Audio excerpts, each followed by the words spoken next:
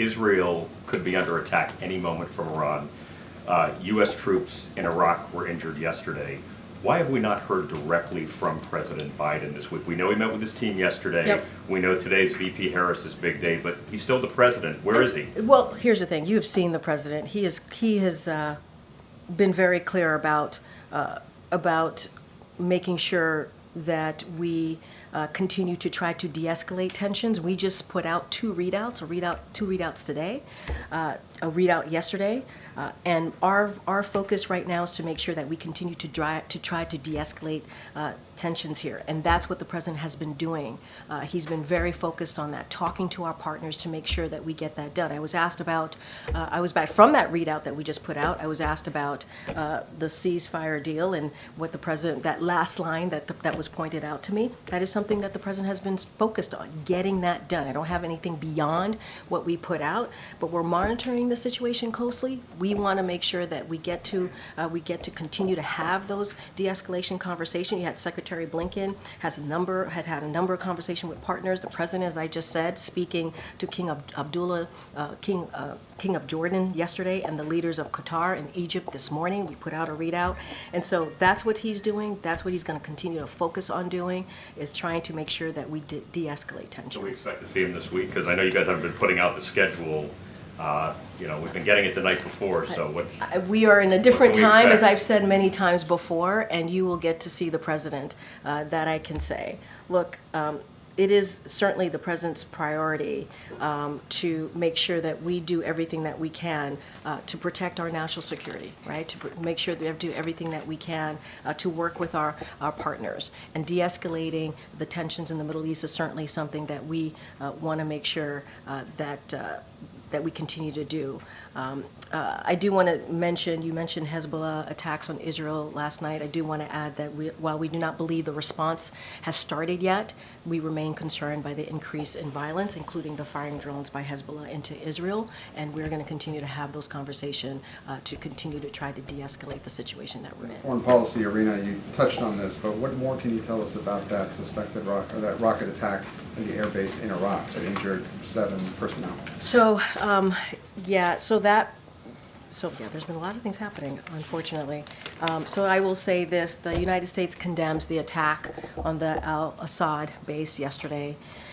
Our hearts go out to the service members who were injured, and we are hoping for a speedy recovery. We will respond to any attack against our personnel in a manner and place of our choosing. And I can say the president was briefed on the attack as it was underway, and the 7 members were injured in the attack. Thankfully, no one lost their lives, and we are praying for a speedy recovery for those service members. Karine, you mentioned de-escalation efforts, but what does the U.S. still believe that a retaliatory attack against Israel is imminent? What I can say is we're monitoring everything closely. What we are focusing on is, as you just stated in your question to me, is having those de-escalation conversations. You just saw 2 readouts that the president did, and then also obviously the King of Jordan yesterday. And so that's what we're going to focus on. Secretary Blinken obviously has had multiple conversations as well, and so that is our focus. And we're going to continue. To monitor the situation. Thank you, Karine. On the Middle East, all of the readouts on the president's discussions with various leaders have said that the goal is to de-escalate tensions. Are there any signs that diplomacy is having its intended effect? So look, we're going to continue to have those conversations. That's going to be really important. Look, since the beginning of this conflict, we have worked to make sure Israel has what it needs to defend itself, to elevate the suffering of the Palestinian people in Gaza and manage risk in the region. That's what we have done. That's why the president continues to work to make sure that we get a ceasefire deal, we get those hostages home, we continue to increase humanitarian aid and end this war in Gaza. That's what we want to see. And in the meantime, what we've been doing as well is having these diplomatic conversations, talking to our partners, as you just stated from the readouts that we put out today and also yesterday. And that's going to be our focus. It's not just the president and the vice president. It's also Secretary Blinken. It's his team that are having these conversations as well. And so that is our part that we're playing in this moment.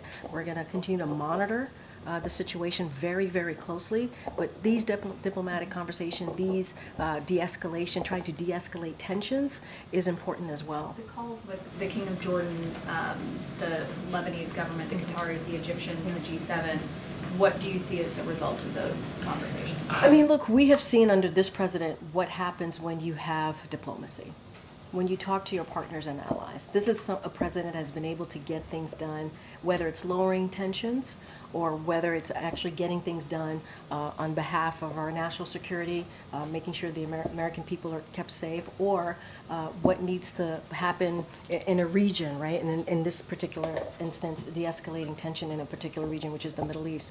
And so the conversations happen. We have to continue. We have to continue to have these conversations. The president's going to do that, as you have seen in the last 2 days and beyond, not just the last 2 days.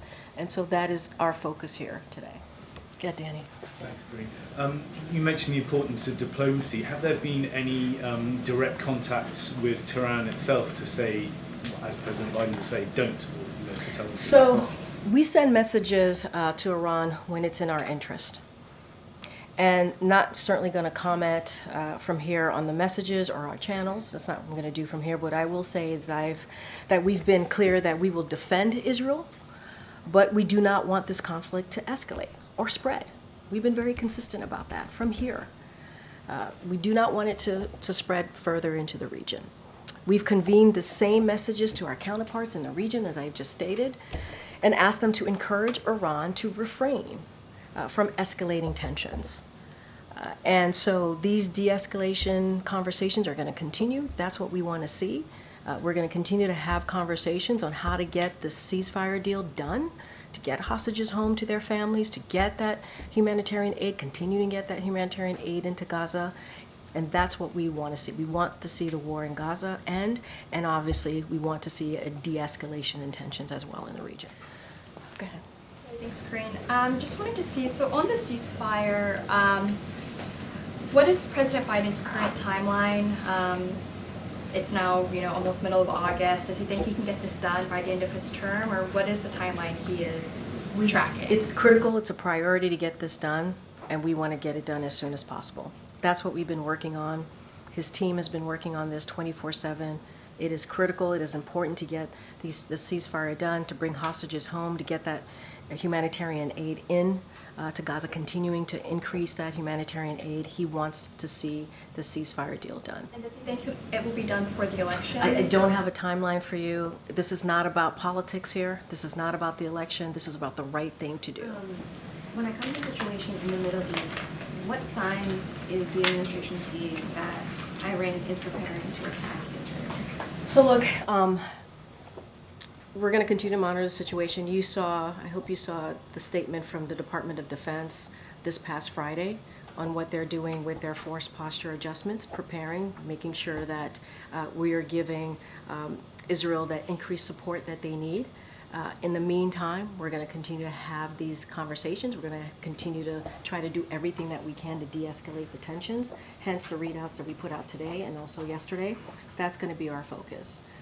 Anything else, I don't have anything beyond that, but we're continuing to monitor everything closely. Pakistan said at a recent OIC meeting that they would willingly supply Iran with mid-range missiles if the war continues. Has the administration spoken to Islamabad about this, expressed concerns, and if so, what's the message?